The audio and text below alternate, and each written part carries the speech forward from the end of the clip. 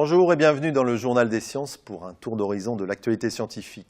Au sommaire de ce numéro, une lune de Saturne abritant un océan, des gènes néandertaliens responsables de la prise de poids, une météorite en plein vol et un patch électronique. La présence d'eau liquide a toujours été considérée comme un facteur nécessaire au développement de la vie.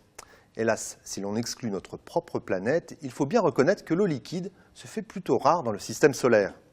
Or, grâce aux données obtenues depuis 10 ans par la sonde américaine Cassini, Luciano Yes et son équipe italienne estiment qu'Encelade, le 6e satellite de Saturne par sa taille, possède un océan caché sous 30 à 40 km de glace.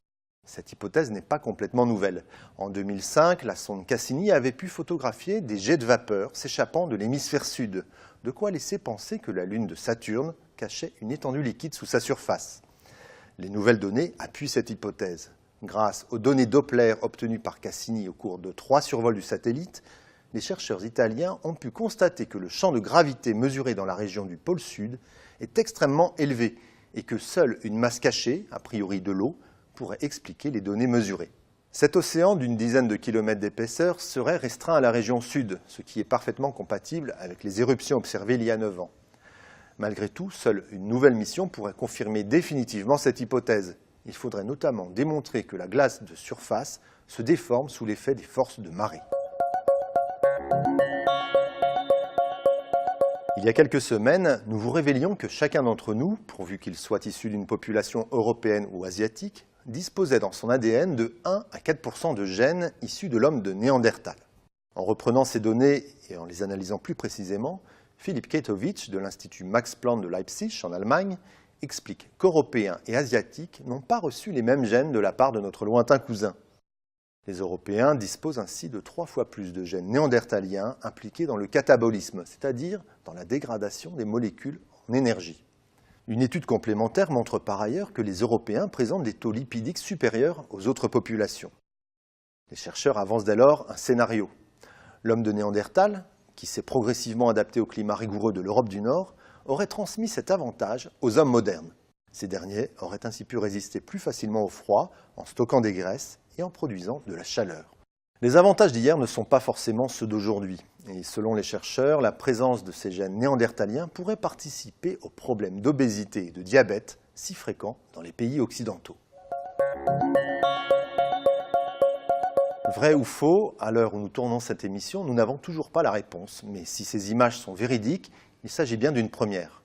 Rappelez-vous, il y a quelques jours, la chaîne de télévision norvégienne NRK diffusait les images réalisées par un parachutiste norvégien, Anders Helstrup, grâce à sa caméra frontale. Sur ce film apparaît durant un bref instant un étrange objet passant à quelques mètres seulement du parachutiste. Pour le géologue Hans Amundsen, il semble bien qu'il s'agisse d'une météorite filmée durant sa phase de vol sombre, c'est-à-dire après la phase incandescente. D'après les images, ce rocher de 2 à 20 kg filait alors à la vitesse de 300 km/h. Jamais un tel phénomène n'avait été observé. Pour autant, d'autres se déclarent sceptiques. L'astronome Scott Manley rappelle ainsi que l'incrustation d'une pierre sur un fond bleu est une technique vidéo aujourd'hui facilement accessible. Le chercheur reconnaît néanmoins qu'il est incapable de savoir si ces images sont vraies ou fausses, mais elles lui paraissent seulement invraisemblables. Le parachutiste et la chaîne de télévision ont quant à eux insisté sur l'authenticité du film. Le doute restera néanmoins en suspens tant que la météorite ne sera pas retrouvée. Bénéficier chez soi de suivis médicaux habituellement dispensés dans les hôpitaux, et ce grâce à un simple patch, tel est l'objectif du projet entrepris à l'Université de l'Illinois aux États-Unis. Présenté dans la revue Science, le prototype cumule plusieurs prouesses. Certes, il comprend de nombreux modules électroniques miniaturisés, des capteurs capables de réaliser des encéphalogrammes ou des électrocardiogrammes, mais aussi un émetteur capable d'envoyer en temps réel les données mesurées. Mais l'originalité du système tient surtout dans sa souplesse, au sens littéral du terme. Le patch est capable de se déformer avec la peau sur laquelle il est collé. Tous les circuits électroniques sont étirables grâce à des fils en spirale et l'ensemble baigne dans une solution de polymère contenue dans une poche de silicone souple. À terme, ce type de patch est censé faciliter le suivi des patients, qu'ils soient à l'hôpital ou chez eux, mais il pourrait également bénéficier aux sportifs, tels que les coureurs, souhaitant suivre en temps réel leurs performances durant leurs activités. Voilà, ce journal est terminé. On se retrouve très bientôt pour un nouveau tour d'horizon de l'actualité scientifique. Bonne semaine à tous.